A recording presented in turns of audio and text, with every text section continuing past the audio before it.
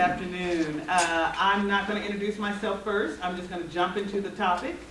I don't know what drew you to the presentation today. I don't know if it was quilting, probably quilting. I don't know if it was black quilters. I don't know if it was the hard topics. I don't know if it was the soft blows. But we're going to start off with the hard topics. We'll just go ahead and jump right in there. There is a book called All That You Carry, and that is the One State, One Story book for Indiana.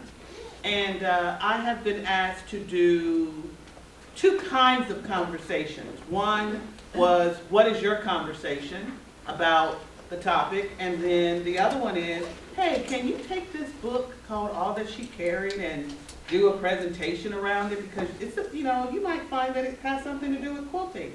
Has absolutely everything to do with my topic. So I'm a teacher. I believe in working smarter, not harder. And so I just went on and put all of my presentations surrounding this book. So we're going, if you have read the book, you're going to hear lots of information. If you haven't read the book, that's okay, because I'll pull out the parts from the book that will pertain to my topic. One of the, Dr. Taya Miles brings out in her book is an enslaved woman who ran away, and her name is Harriet Jacobs. And she describes Southern slavery as a curse to the whites as well as to the blacks. It makes the white fathers cruel and sensual, the sons violent and lascivious. It contaminates the daughters, and it makes the wives wretched. So talking about slavery and its effect is pretty difficult. It's hard. It's hard for me and my family, and it's hard for you and your family. It's hard for America.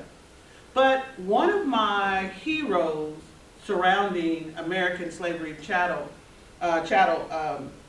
slavery is Dr. Joy DeGruy. I don't know if you've heard of her before, but she's a renowned social worker and a researcher and a historian. And she says that America is on the precipice of change. But she says we have some secrets that we keep and that we don't talk about. I just talked to a student at Martin University the other day. She wrote a book about mental health, and we got into a conversation, and she said, nobody's talking to the grandmothers anymore. Nobody's getting the history anymore. I said, nobody talked to the grandmothers before. Nobody got the history before. I mean, Roots was a one-off. Nobody did that. I just saw a fantastic documentary, and it's probably still on. I can't tell you which streaming, because I go from Prime to Netflix to everybody, but it's called Remembrance. And what happened was some musicians talked to Holocaust survivors and got their story and turned their story into music and talked about remembering what was going on. And my mom will talk about Alzheimer's today too.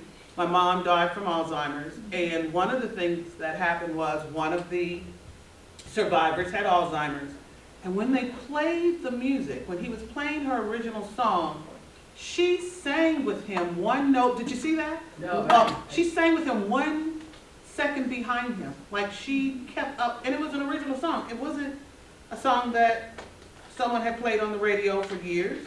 Although, when my mom was in the middle of Alzheimer's, John Legend would come on, and she would just start singing along with him, and I would go, okay, and I would turn up the song, like, go ahead, Mom, sing with him. And that music awakened. So Dr. DeGruy says that if we can get past the secrets, if we can uncover what's hard to talk about, if we can get folks in the room to have a conversation about what's happened, maybe we can start to make some changes. One of her things is that the PTSD among slavery is our PTSD, my family's PTSD. So we're going to talk about how I deal with that, how it shows up in my life, and what that has to do with black quilters. Because as a black quilter, I quilt all kinds of things. And that's one of them, my favorite one right there. And so you're going to see quilts like this. I mean, that's a beautiful quilt that I did, but that's not the hard topic. So we're going to talk about the fact that I don't always do hard, you know what I mean? So I am part of the Indiana Humanities Racial Equality Speakers Bureau. And that is a program where they want to look at history, they want to look at art, they want to look at conversation for marginalized people of color in Indiana. And they want us to go around and have conversations. And so I said, you know what, I can have a conversation because myself and all of my quilters, we converse all the time about why we are picking certain topics for our quilts. That might be a really good topic to bring about, and how we use quilts to tell stories. So, I'm going to go ahead and introduce myself. Why is it that I'm kind of equipped to tell this story? Well, I'm not going to read to you. You can read as I say that I was born here in Indianapolis, spent most of my life in Kansas City, Missouri. I got in a car at 17 going to Jefferson City, Missouri, ended up at Lincoln University. My niece was there, her mom was there. We went to school together in Jefferson City, Missouri, and I kind of got stuck in Kansas City, home of my Chiefs. I got stuck there for 31 years. And I'm an educator. I have taught everything from self-contained special ed, edugly, mentally handicapped. Matter of fact, right before I became a classroom teacher, they dropped the word retarded. So I was so happy I was never a retarded teacher. Okay? And so, you know, in special ed, we change words all the time. But I did not have to be that teacher. And I've been a special ed coordinator. I've worked at the University of Missouri, Kansas City in a program called CURA, trying to get students to go to college. I've been a dean of students. And right now, I am the dean of education, the School of Education at Martin University, the only predominantly black institution in the state of Indiana. So I started my career at an HBCU at Lincoln University. And I'm ending my career because I'm giving them a couple of more years, and then I'm going to be quilting full time. And so they get my time right now, and started a quilting guild in Indianapolis called the Akoma Ntoso Modern Quilt Guild. And that means linked hearts and understanding. All right? And so we have members from, I used to say from 8 to 80, but now it's from 9 to 81. And the 81-year-old would walk in here and you would think, are you sure it's 45? Because, yeah, that's Ruth. She's 81, but we have everyone that, Ruth has been quilting for 30 years. I've been quilting for 9. So, and I have great nieces, the 8, the 11, the 9, the 11-year-old, the 16-year-old. They exhibit just as well as we exhibit. So every time we're in a show, they're in a show. Someone walked up to Adrienne one time and said, oh, is this your first show? And she goes, no. So, we were asked to talk about the essential question. So when we prepared our presentation, and my essential question is just this: what are the contributions of black quilters to the arts? And how we use this medium to tell stories. Okay, we do these quilts, but we tend to, my friends and I, tell a lot of stories in our quilts, and we have whole exhibits around a topic sometimes. Okay, and we'll get into that as you see the quilts. And I just want to talk about the fact that quilts seem to be having this resurgence. I mean, I found the 2022 American Quilt Retailer Survey, and it says that we have, how many in sales do you think? How much money do you think we're spending on quilting every year? $35 billion. In the U.S. and Canada. And it's approaching $5 billion by 2026. So it's going to even encroach that. Okay? And so we spend a lot. Yes, ma'am. I'm just wondering, is that sales of quilts or people buying quiltings? Is it all lumped together? I think it's all lumped together. Okay. You know, we buy a lot of Yeah, feel that fabric stash. Well, you know we buy a lot of fabric, but we also buy a lot of those little tools that we look cute and then we don't ever use. Oh, yeah, you're right. And so, yeah, so we have to, you know, I remember finding, you know, those little things that look like bobby pins and you put your bobbin. Oh, yeah. Yeah, I went through a phase where I bought a lot of them. Now I just throw my bobbins back in the bucket like I used to back in the day. And so, but we spent a lot of money on quilting. And so I can see why this topic was going to draw people, you know, where the quilting retreat, not a retreat, even though I love quilting retreats, but where the quilting exhibit. And so this has been a very, I have about 13 presentations. This is my very first one. And so, of course, as I go through, I'll polish it up because they said, well, can we film you? I'm like, well, this is my first one. You probably gonna have to edit some things on there. But I need to be held honest. I'm a teacher, honestly. I can go for hours and hours about quilting, honestly. So make sure that you all keep me on track, okay? Make sure you keep me on track. Dr. Carol Maslumi, has anyone heard of her? Oh, listen, she is a prolific curator and a quilter. And I had the pleasure of curating a quilt with her, having a quilt it started at the James Museum in St. Petersburg, Florida. And now it has gone to Georgia, California, Texas, and it's called Black Pioneers. And I had to research a lady named Maddie Boast. And I had never done landscaping. I know when you say you put a quilt on there and you like look at it and go, now what do I do? I had never done a landscape. So I had to do the landscape of Montana. I'd never done mountains. I'd never done the prairie. I'd never done that. And I said, okay, you know what, I'm gonna do it. And so I had to research who she was, and that quilt was actually bought by the James Museum. So I've sold a quilt to the James Museum. And Dr. Maslumi had a film during that presentation, and that's the reason why I labeled my talk Hard Topics, Soft Blows, because she says this: when people think in terms of quilts, they think about warmth, comfort, grandma, great aunt. They think about this. And we all touch fabric every day, you know, and it's something that is a non-threatening way to have very, very difficult conversations about what's going on in anyone's life. You know, we're going to end with Alzheimer's today.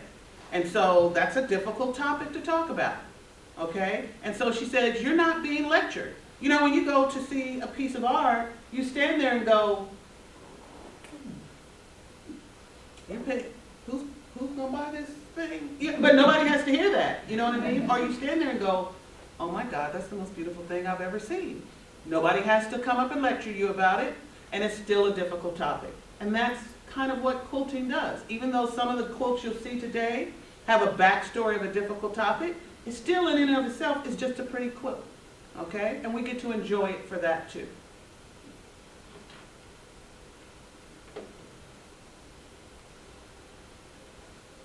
Telling our stories. Oh, I think I went too far. The importance of quilts. All right. For women, we know that quilts have been looked at in lots of different ways. It's women's work. It's cloth. It's a craft. It's a DIY. You know, and so one of the most famous thing, I think I talked about Faith Ringgold, if you know who she is. She's 93 years old, a prolific quilter. She still holds the record for the most expensive quilt ever sold at $415,000 for a painted quilt of Maya Angelou. Okay? But when Faith tried to get her artwork into museums, she was met with a lot of resistance. People did not like her topics. Not only did white museums not like her topics, but there were some gatekeepers of men who did not, black men who did not like their topics. Romar Bearden, anyone ever heard of him? All right, he told her, well, you're not really good for a spiral, but maybe one day you'll find an audience for your work. She's outlived them all. Okay? She's outlived all those men of the 60s that would not allow her to join them in the fight. There was a civil rights movement. They were going to have them, you know, do artwork to go along with the movement. And they told Faith, no, you're just quilting. No, that's, you know, and Faith is 93 years old today and strong and outlived them all. All right? And so that's kind of where we get with cloth. All right? It's women's work. That's cute. But we know as quilters, there's this visceral feeling about that quilt. That's grandma's quilt. That's auntie's quilt. My favorite quilts to make, even though I was ecstatic for my first quilt to sell to a museum, I make baby quilts. Matter of fact, when I started quilting at 50, my very first quilt was to my niece. Unfortunately, she lost a child. I made a memorial quilt. A colleague was going to have a baby, and I couldn't go to her baby shower. My mother had started quilting, and I said, you know what? I'm going to make her a quilt. And then my mother started showing signs of Alzheimer's, and after I made this quilt for Brittany, it was so pretty. And I said, nobody, the grandkids are not going to get a quilt for my mother because Alzheimer's is robbing her of her quilting. So I said, I will quilt. So I said, okay, but I don't really know how to quilt. I'm going to have to teach myself how to quilt. And I started with baby quilts. And I started with my I have two-time great nieces and nephews. So I make baby quilts and I move back in the family. Unfortunately, the greats and greats keep coming. So I don't know if anybody else in the family is going to get a quilt. My sister got a quilt at 60.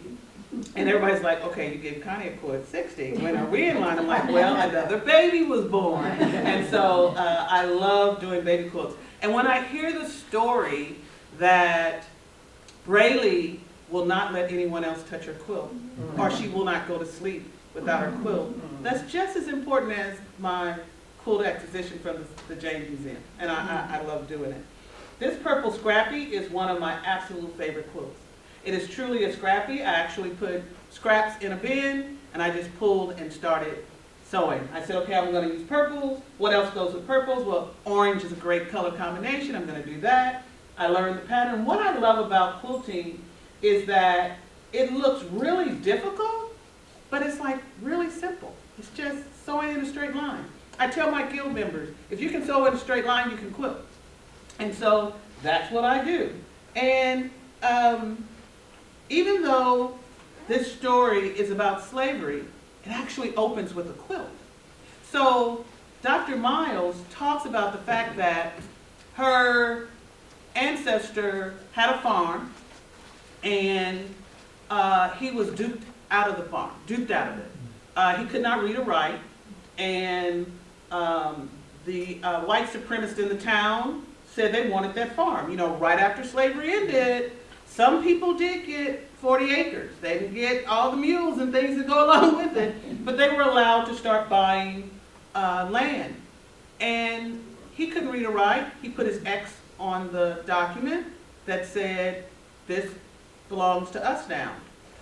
When they came to take the land from them, a great aunt of Dr. Miles took a cow to a neighbor, a white neighbor who was friendly to the family. And she said that saved the family because they were able to have money to move forward. One of the things she has to tell is the fact that she has this quilt by a great aunt, her great aunt Margaret, that nobody in the family knows she has. And now she has to spill the beans that she has this quilt by a great aunt, and her cousins are just now finding out that Aunt Margaret had a quilt and Grandma gave it to you. So I have a funny story about my great niece, Adrian. My great niece, Adrian, is 11 now. When she was 8, she lost her mom. Well, she actually lost her mom a lot earlier than that. But they stayed in my home, her siblings and their father in my home for a little bit. And we were sitting around, and I was like, okay, I'm getting older, Adrian. I would like to let you know that when I go, I'm going to leave the house to you and Emmy, her younger sister, and maybe you all could live together in this home. And Adrian looks at me like, I'll live with my sister when I get older. And we also, when we would ride through Indianapolis, we would do like, we have this thing about front doors.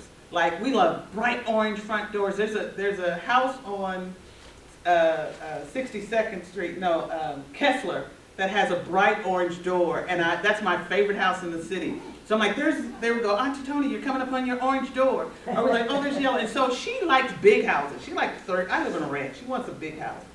And so she's looking at me like, I don't know if I want this house because I'm not going to live with my sister. She said, but I'll take your quilts. And I said, oh, okay, you'll take my quilts. I said, you shall have my quilts. So I bought this house because of my sewing room. My sewing room is probably as big as this room, a little bit smaller than this room. And one day she's in the room and she's just leaning back in the chairs, and out of nowhere she goes, one day this will all be mine. And I said, oh my God, should I be worried? And so, the heritage of getting a quilt, the ability to create, quilts mean things to us when we see them. I don't know about you, but I can't watch a movie without looking and saying, ooh, she has a quilt on her bed. Ooh, look at that quilt. And so in our families, they mean a lot. I always said we were legitimized in quilting when we found out that Ken Burns is a prolific curator of quilts. He will just go by the countrysides and the roadsides and buy quilts. And he has a huge, huge array of quilts now. So quilts mean something to our families.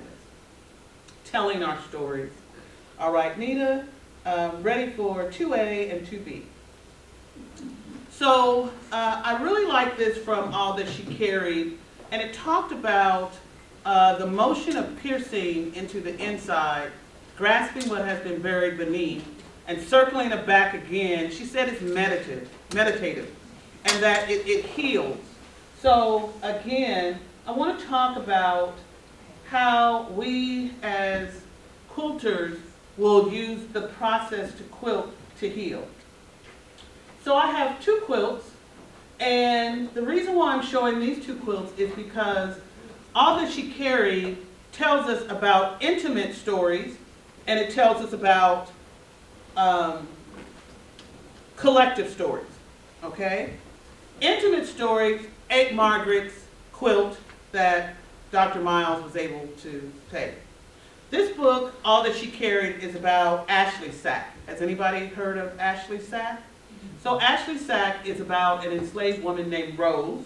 She took a grain sack, and she took this grain sack and she put some items in this sack. She did this because her 9-year-old daughter was being sold away from her.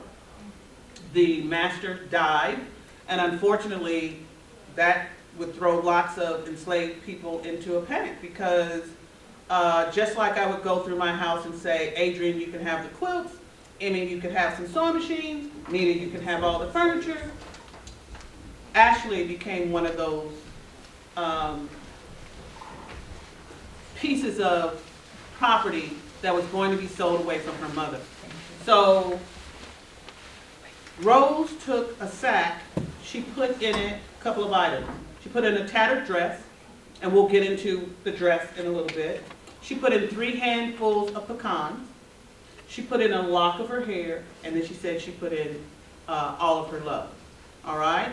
This book, All That She Carried, tells the intimate story of Rose, Ashley, Rosa, Ruth, and Dorothy, but she then, Dr. Miles, tells us the collective history and how all of these items affect us collectively. When I quilt, there are 2 stories here. One is very, very personal, and the other one, while it's personal, it kind of leads us more to collective storytelling. So the first one is my mother. Unfortunately, I was not supposed to do that quilt. The very first exhibit that our guild had, Akoma and Ntoso had, was a portrait exhibit. And my niece, Vanita, was supposed to do it. I believe that Vanita was one of the first victims of COVID-19. She died in February of 2019, before we were saying COVID. She comes to the meeting and she exclaims that some lady off of eBay sent her a huge bag of lace for free. When she inquired about, oh, I want to buy that lace, she said, oh, you can have it, I'm just cleaning out my shop, you can have it. A huge bag of lace. The reason why it had to be lace is because my mother, for some reason, was enamored with lace. If you gave her a t-shirt, she would put lace on the collar. If you gave her a shirt, she would add lace to the sleeves. So I don't know what it was about lace, but she loved lace. So that is a picture of my mother when she was about 15, 16. And Vanita actually picked the layout of everything, and I finished that quilt for her. But when I was doing that quilt, the entire time, the process of creating that was remembering Vanita and honoring my mother through the lace. It was remembering Vanita and honoring my mother through the lace. Okay, so that was the healing part. Matter of fact, I have a saying. When I am creating a quilt, I actually say, if I'm like really enjoying the process, I always say I'm putting a little lace on it. I'm like, oh man, I'm cooking now. I'm putting a little lace on it because that's what my mother did. So that's the intimate story. The second one is my grandmother. I did not meet my grandmother. My mother was an orphan when she was 14. And so her father died right before she was born. Her mother died when she was 14. And I never met her. On this quilt is a printout of the census records. I used to teach genealogy to my students. And that was the first genealogy record where I found my great-grandfather, Columbus Carr, who was born into slavery in 1844. There is something in African-American genealogy called the slave wall, where we can't go back but only so far.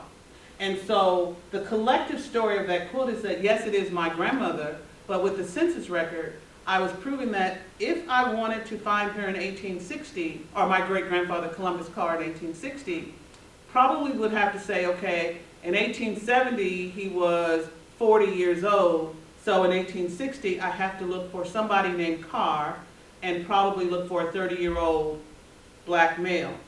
Now, when we create quilts, we also make these choices about fabrics. In the purple one, I made a choice. In this one, I made a choice because when I look at my family history, sometimes my family was listed as mulatto, which means they were mixed, black and white. Sometimes they were listed as Negro. Sometimes they were listed as black. And so, you know, I really feel for my grandmother, Ludi. Her name was Ludi. This one is Annie. Ludi never had her name spelled right because, you know, the census records, census takers would come by and say, all right, what's your name? And then they would write, all right? Sometimes I learned that they would come by and you wouldn't be home and your neighbor would say, oh yeah, she lives there with George and she got a son named Sammy and she got a daughter named Betty, and the census taker would take what somebody else said about the person living there. And so, although these are very personal quilts, collectively, this quilt tells the story of the fact that I can't go back but so far in my family history. Okay? I'm ready for the next. As we move through the fact that those two quilts are very, very personal, we start to tell the hard topics of quilts that tell really collective stories. I didn't know George Floyd's name before anybody else learned George Floyd's name. But I'm going to tell you that when I created this quilt, it looks like a really simple quilt, but it was a really difficult quilt to make. And that is because as I researched the names that are on this quilt, I was like getting physically ill.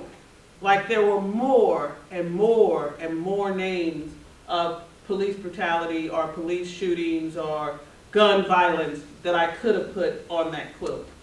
And so the choices that I made for the Mother Week for me have to do with the fact that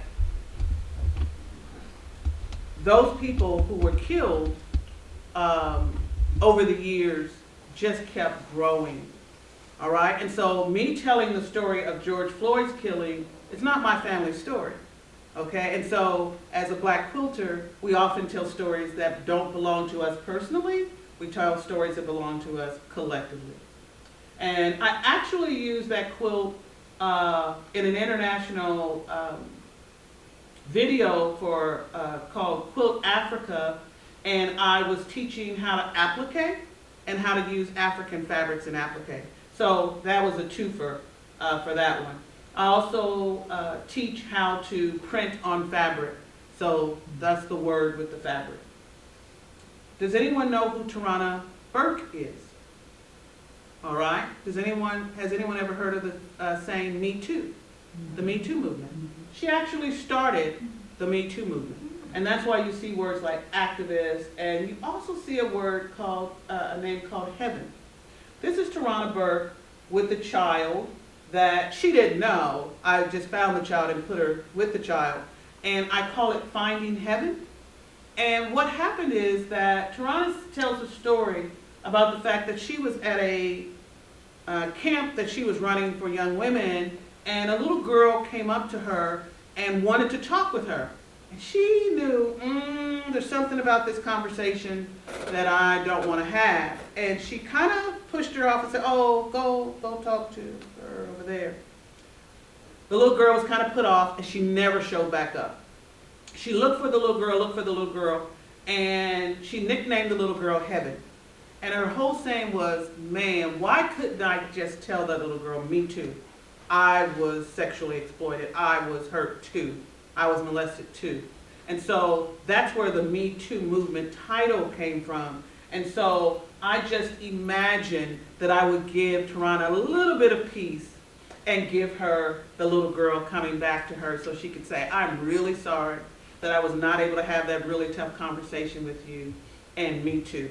So that's where Finding Heaven came from. And that was part of an exhibit that was for the Me Too movement. And that was my take on how I could honor the young lady who created the Me Too movement.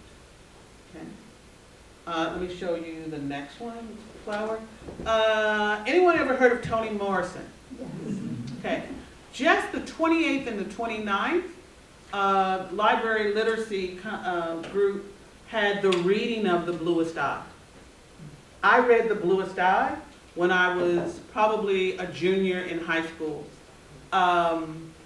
The ladies on the chat, when we talked about The Bluest Eye, they said, you know what, Pecola Breedlove has got to be one of the most damaged character in literature. And someone said, even more than Celie from The Color Purple? And they said, yeah, because Celie was able to redeem herself at the end. You know, she got her business, she even made amends with Mr., her sister came back. There's nothing redeeming about this young lady. Her name is Pecola Breedlove. Does anybody notice anything about this young lady? She's pregnant. What else do you notice about that? She's very young. What's going on that tells you that she's very young? She's holding a doll. She's holding a doll. Pecola Breedlove was about 12. Everybody said she was ugly. Everybody said she was worthless. Everybody said, kids, adults said this about her. Her parents said this about her. Her brother was rude and disrespectful to her. And so, unfortunately, this 12-year-old was raped actually by her father.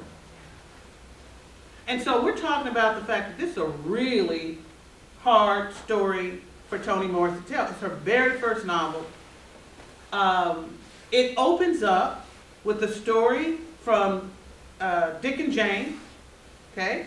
And about the fact that who gets to decide who's beautiful in our country? Well, blonde hair, blue eyes is the standard. Pecola prayed for blue eyes. She knew if she just had blue eyes, the world would love her. You had to love me because I have blue eyes now. there opens up a story where she has to go into foster care, and she's drinking a lot of milk. And like the mother's like, look, this girl is just drinking too much milk. I don't know what's going on. It wasn't the milk. It was the Shirley Temple cup. She was enamored with Shirley Temple. And so she drank from the Shirley Temple cup all of the time. She loved Mary Jane's. Well, back in the day, Mary Jane was a blue-eyed, blonde-haired girl on the candy.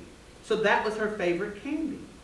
Okay? And so in this motif, I purposefully selected and wanted dandelion fabric because she actually was enamored with dandelions. And dandelions hold a juxtaposition in our world. Why? What do we say about? They're a weed. They're a weed. But although they're a weed and they're ugly and we don't want them in our lawn, what else do we know about dandelions?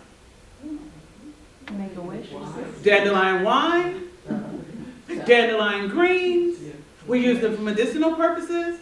And so that ugly thing that Pecola was in love with, nobody saw the purpose in it. Okay? Because the first thing you'll say is, ugh, you don't know how to keep a good lawn. You got a lot of dandelions. And this story that I've handwritten around there is from the section of the book called Autumn, and it just talks about the fact that she started praying for these blue eyes, that she wanted to love dandelions, but dandelions didn't love her back. It talks about her going in to buy the Mary Jane candy, and the store owner didn't want to touch her hand because she was black. All right? And so, again, if you were to walk into a room and see that quilt hanging up, you would say, oh, that's a little girl. Oh, she's pregnant. Oh my God, why did she, what? Those are the hard topics that we tell in the storytelling, okay? And this was actually a challenge for one of my online quilt groups. All they said was, pick a favorite movie or pick a favorite book that moved you. And Toni Morrison, absolutely. Song of Solomon actually is my very favorite Toni Morrison book. But this story about who gets to be beautiful in America is one of my favorite stories. I actually had a student who got into a performing arts school because she did the monologue of when Pecola achieved her blue eyes. And of course, achieving the blue eyes meant she actually lost her mind. She actually went into a deep mental space of thinking she had achieved her blue eyes. Okay? I'm ready for the next one.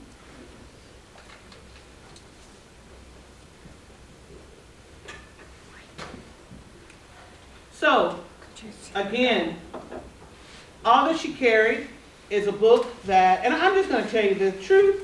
My name is Dr. Toni Jean Dickerson, and when I got my doctorate, I stopped reading.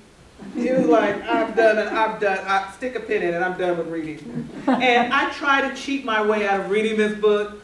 I bought a little summary book off of Amazon, and I'm like, okay, that's not telling me enough. And then I started watching Dr. Miles on YouTube. I'm like, just buy the lady's book. I bought her book, and I started reading it, and it's a really, really good book. And again, it tells the different pieces of Ashley's sack. So of course, if you haven't read the book, remember, Ashley is the daughter that received a sack. What changed the narrative of this grain sack was that in 1921, the great-granddaughter of Ashley, or the granddaughter of Ashley, embroidered the family story on this sack. And that really legitimized or put down in writing the fact that this little family existed, that Rose existed, that Ashley was sold away, that Ruth was able to move north, all right, the great migration of African Americans up north. And so what happened and how they found the sack is there was a lady who she went around buying things for eBay, to sell on eBay at flea markets and things. And when she got this sack, she unraveled it. It was in a bunch of cloth and rags. And she said, oh my God, this is something a little bit different. She took it and she took it home and she decided, I'm not going to sell this on eBay. I'm going to see if I can find the Middleton. So she went to the Middleton plantation in South Carolina and she gave them the sack. Matter of fact, they gave her $300 for the sack and a lifetime membership to the museum at the Middleton plantation. You know the ironic thing about this? Ashley was sold for $300. So that was the ironic thing about this. So what Dr. Miles does is she talks about each component of the sack, and then she tells the intimate family story, and she can only do it through conjecture because she doesn't know, and she clearly says that lots of times in the book. But then she will explain how that is a collective history that surrounded it. So the first thing that goes into the sack is a tattered dress. I love it when I learn something new, and I did not know this. South Carolina was a different kind of slave state.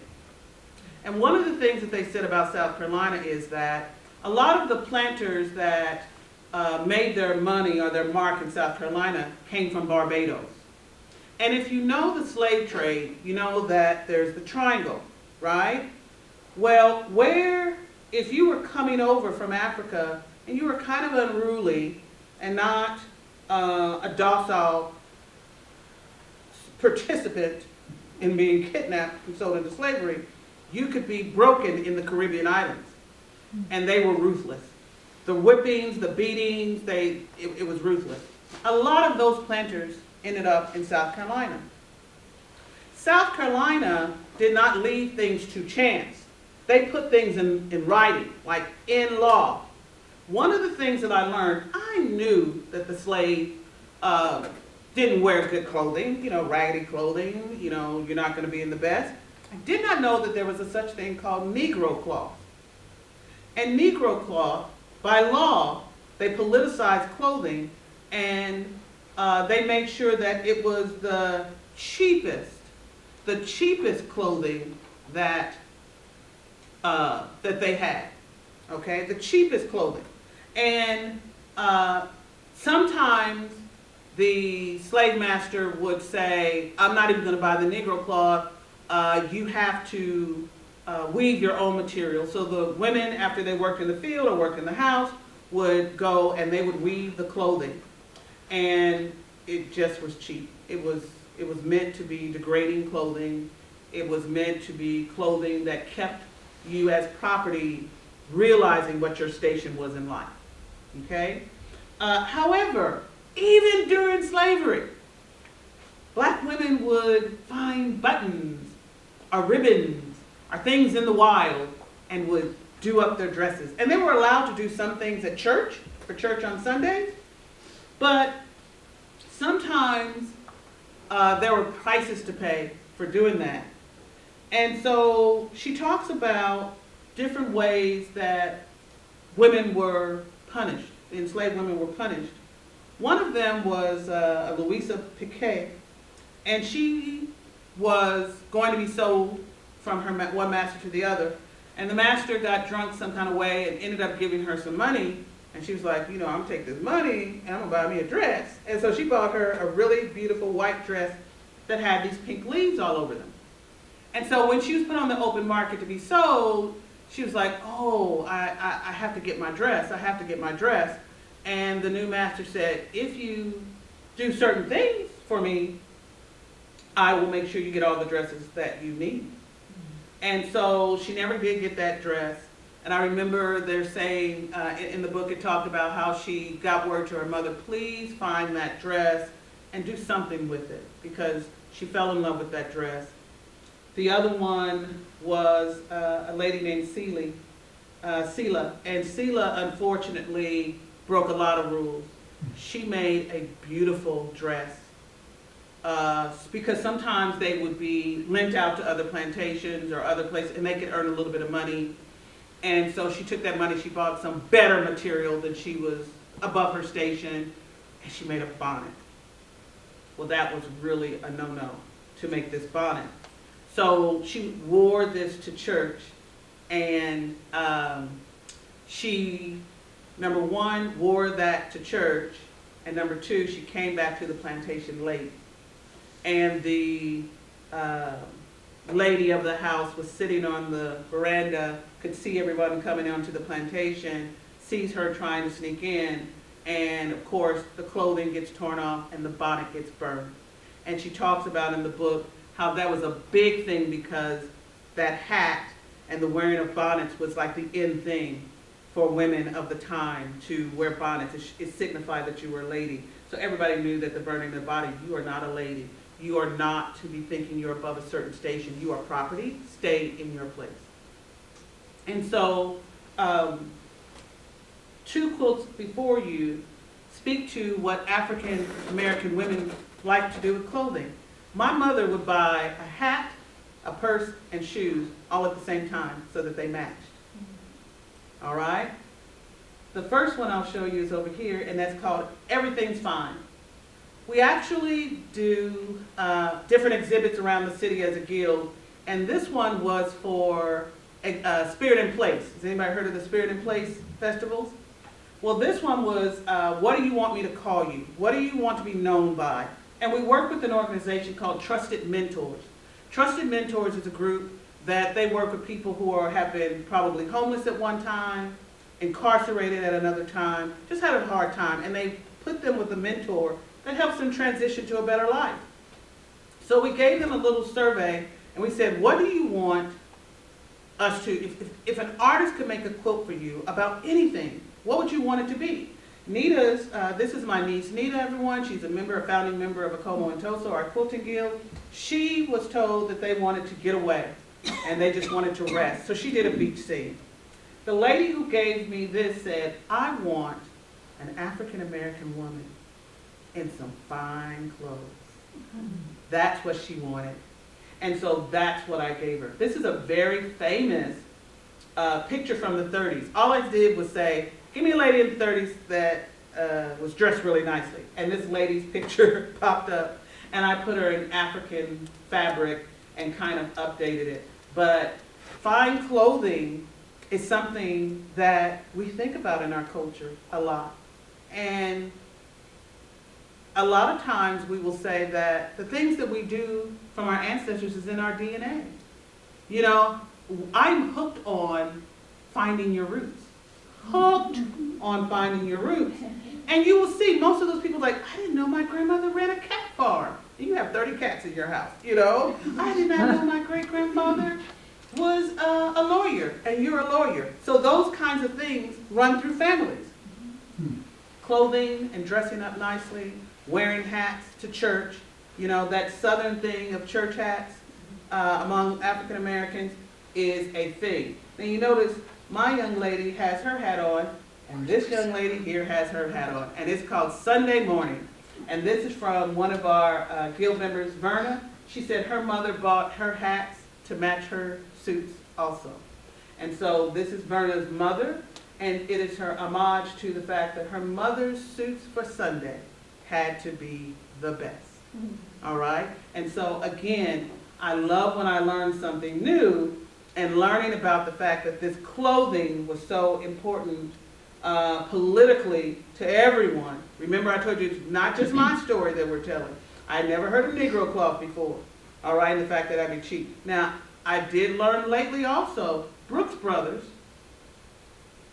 one of the biggest sellers of Negro cloth. Yeah. Yeah. So by any means necessary, we wanted to make sure that our clothing was on point. All right, I'm ready for the next one. So she puts in a tattered dress. One of the things they talked about was, unfortunately, Ashley was only 9 years old, and clothing for enslaved children were just a sack. And there was no difference between the boys' clothing and the girls' clothing. And then also, as African American children, as enslaved women, it was made to be easy access. A lot of sexual exploitation. I am 22% European. Okay, and how am I sitting here presenting as a black woman being 22% European? Okay, how did that get in my family? And so that clothing was an important part. The next thing she did was she put in 3 handfuls of pecans. Well, I haven't done a quilt about food, so I had to look for what is the next thing I can talk about. Well, she writes this book very poetically. It reads like almost a poem. You know, I really like it. And she had this on page 193. She said, "We plant seeds with the hope in the knowledge that they will grow into something not yet existing in the world." How many people have heard of Maya Angelou? All right. Maya Angelou wrote a poem called Still I Rise.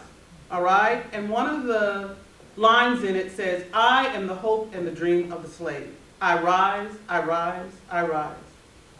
This is a quande. Has anyone ever heard of a quande? All right. Well, quande simply means quilt.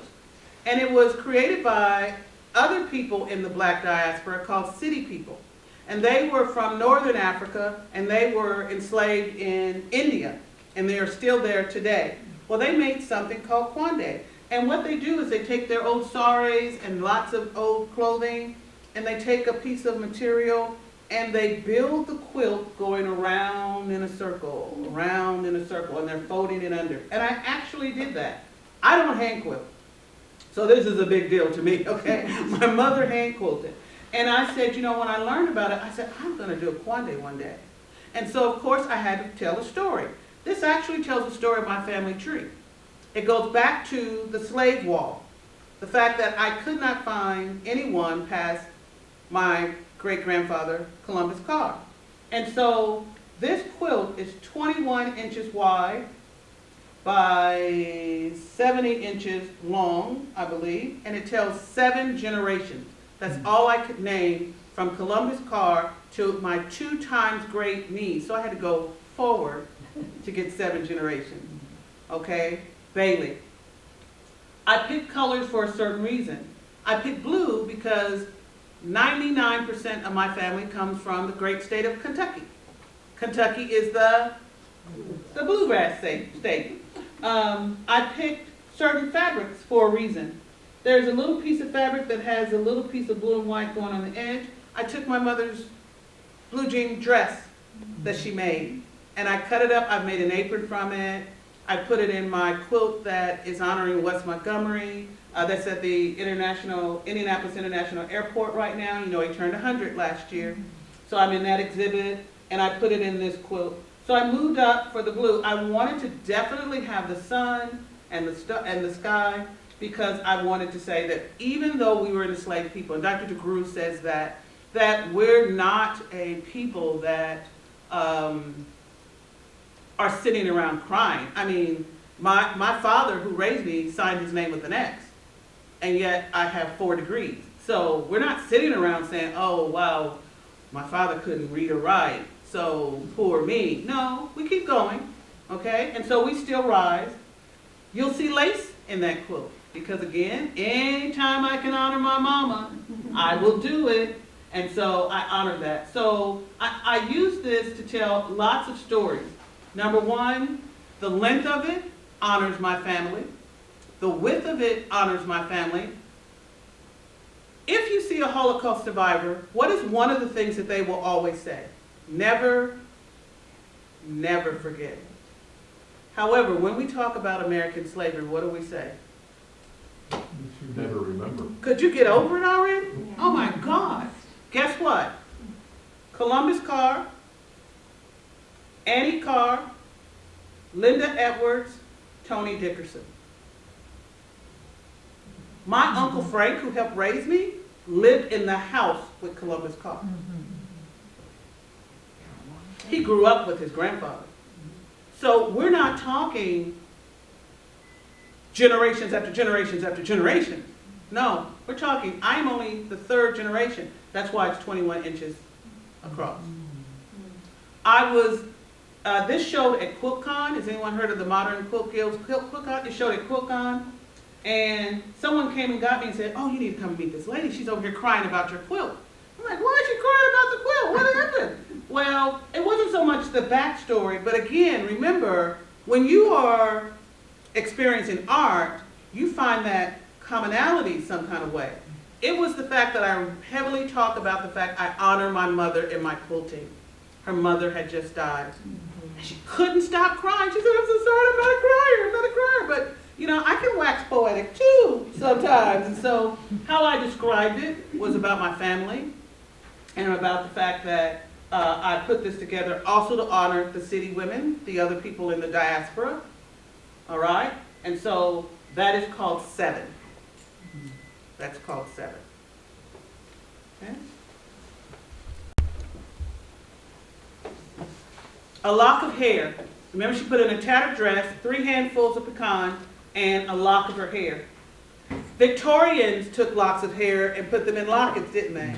All right? Oh, guess what? If you want to conjure up something bad against somebody, go to a brush, right? And get their hair and do something, put some evil spell on it. I'm so superstitious. When I was growing up, I wouldn't let 2 people comb on my hair. Oh no, because somebody's going to die. I mean, my mother was so superstitious, and you know she passed that stuff on to us. The other thing is the fact that we never threw our hair outside because the birds would get it and you would get a headache. All right, so all kinds of things go on about hair. There is Sonia Clark, who talks about the fact that hair is a fiber that we grow and that it is touching our ancestors before us. She actually makes her art with hair. All right? Now, I have really short hair now, but for 10 years, I had locks. And they grew about 19 inches longer. When I cut my locks, I kept them in a bag in my closet for over a year. I didn't know how I was going to dispose of my locks. All right? That's how important hair is to us. I am enamored with white hair. I don't know what it is, but you all sitting in the room right now who have that beautiful silver hair, I am so jealous. I am so jealous. I turned white around the edges around 30, and it's not gotten all the way there. And I said, man, what would happen? What would I look like if I dyed all of my hair white? And for a couple of summers, that was me, and I dyed my hair bleach white. And I absolutely love it. Now, it changed the texture of my hair. I didn't like that much because it just straightened out and just kind of flattened out. But that is my self-portrait of my hair. Now, before I get to this lady, you all should know her, Madam C.J. Walker. I want to tell you that, unfortunately, collectively, for African Americans who were enslaved, hair was a huge thing. Number one, the words that we use are very powerful. And describing our hair, we were told that it was woolly. All right, so that was one term. However, if we happen to be mulatto and our hair looked anything like the slave masters, then that was big trouble for us. Okay, if it was curly and pretty or straight, it could be shaved. You had to have it tied up at all times. There's unfortunately a story in the book about a young lady who they shaved half her head off. They drug her by the other half through a barbed wire fence and killed her. Oh. Hair and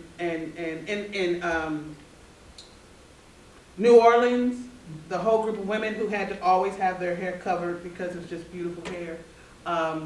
Hair was a big no-no. Just like clothing politicized, our hair was politicized. How many people have heard of the Crown Act? The Crown Act was just passed. There's still a story of a young man, I don't know what's going on here with himself. He keeps getting expelled because he will not cut his locks. Okay? And so hair is a big deal. We all know how this woman made her millions, right? Madam C.J. Walker made her millions from doing hair. And so as she did this hair, she didn't stop just with the hair, but she suffered from dandruff and from hair loss and from poor diet, okay? And then she turned that into a pomade and a business and activism. And at one point she had thousands and thousands of women who were self-employed, making lots of money out in the world as an entrepreneur, okay? And so hair still is very, very important to us. I have less than an inch of hair, and I make sure that I condition it with everybody else, and I condition it and make sure it's just right in the whole 9 yards. So this book, unfortunately, tells us some really difficult stories about hair. So I was kind of like, I don't know what I'm going to do about hair. I'm like, oh, there's my hair. And then this is from a guild member, Yvette Ellis, who did Madam C.J. Walker about hair. Okay, I'm ready for the next one. So she put in what? Tattered dress, 3 handfuls of pecan, and lock of her hair, And love. and love. Love didn't belong to us as enslaved people. How dare it? I mean, we're property. But it was the only thing that we truly had. You can't stop us from loving someone. You can't stop us from giving someone their love, even if they're going to be sold from us. All right? And so remember that this story talks about the collective, and it talks about the individual, the intimate story of those women. Okay? Rose did not know that her story of giving Ashley this sack full of stuff was going to be talked about in 2024. She couldn't have known that. Ruth, who in 1921 embroidered her family story on this sack, could not have known we would be talking about this in 2024. Okay? But here we are. This is my little mama. I have no idea why every time I took a picture of her, I took 2 or 3 pictures of her. And she had Alzheimer's. She's in the throes of her Alzheimer's in this picture. But she's happy and she's loving. And I wanted to, again, remember, I always find ways to honor her. This is called Before and After Mama. And it was named that because one of my friends, who was from a family of 13, said life is either before mama dies or after mama dies. And so I do have a picture of another quilt that I did of my mama, that she's in the picture touching the quilt going, what is this? What did you do? This actually came afterwards. And this was in one of our exhibits that we did for portraits. But that is just that intimate story that we tell about our family. Now I'd like to show you our very last quilt. And this is how we go out into telling everybody's story. Remember I told you my mama had Alzheimer's. And I just waved at my friends who do the work of Alzheimer's. Our guilds, like most guilds, we will do charity quilts. We have decided that we would honor the Alzheimer's Foundation because we started it because of Mama, but unfortunately, a lot of us have lost family members to Alzheimer's. What we will do is we will take a quilt and we will collectively make it, and then we will give it to Crimson Tape. Anybody know Crimson Tape? And they will put it on their website, and people can buy raffle tickets, and then we will give them that quilt at the end. This is our collective charity quilts that we will do. But we messed up on this one. This one, we took a very communal quilt. Everybody did a piece. This is our probably our most modern quilt that we've done. And like half the quilt and a row. So has anybody ever heard the name Barb Triscari? Oh, write it down, look her up. She is a member of our guild. She's had one-woman shows. How many people have been to the airport lately?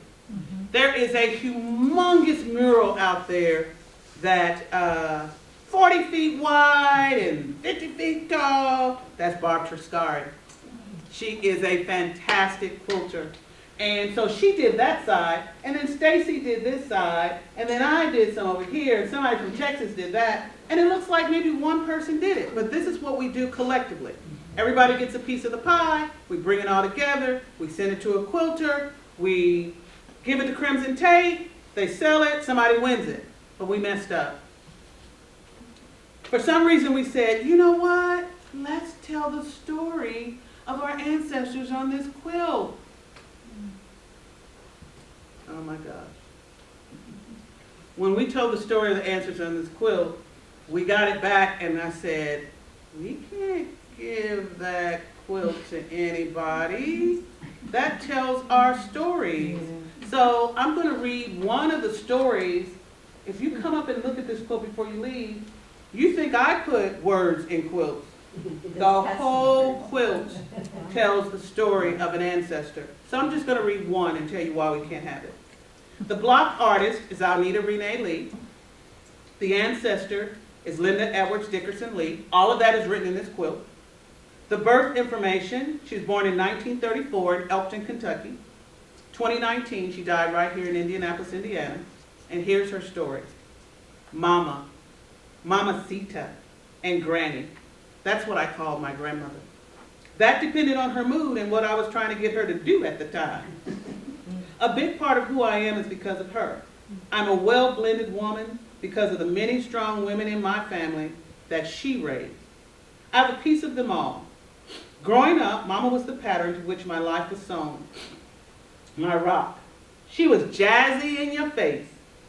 I can help you or I can do it, whatever, whenever, take it or leave it, sort of lady. Where she went, I went. To me, there was nothing she couldn't do in my eyes. I was in awe of her and mimicked every move, or I tried. After she lost the love of her life, I felt so bad for her, and I thought she would die of a broken heart. She left to live with her daughter in Kansas City, and I was heartbroken. Her health started to decline and there was sadness here and there. When she would come home for a visit every time, she would get ready to leave and she would tell me, "Don't you forget about me," as if that could ever happen. I would give her a big hug and kiss and whisper in her ear, "I will never forget you. I love you forever and ever, amen." When I whisper my G-Mama's name, I'm reminded of the strength it took for her to create her wonderful family. With remembrance, I put my grandmother in this quilt. So, could we give that quilt to just any? No! So we have decided that this will stay in our guild, and when we go to different places, you see how big it is, we'll display it and talk about it. The ribbons are the start of different stories, but everyone put in their story. Adrienne Red, Linda Lee was her great-grandmother, so she tells a story about that. What they say is that they didn't know Mama had Alzheimer's. They just thought she was this funny little lady that would laugh at all their dancing and joking. You know, her granddaughter would say, another one would say, I just remember going to Kansas City and sitting on the porch and hearing her tell stories about when she was a little kid. And so Barb Triscari talks about an aunt that when she would go to her house, she would always have a bowl of candy. And she would let them have maybe 1 or 2 pieces of the candy. So again, going back to the very beginning of my presentation, it's called Hard Topics. Talking about slavery in America is a hard topic. Talking about gun violence, talking about Alzheimer's, talking about these things are hard.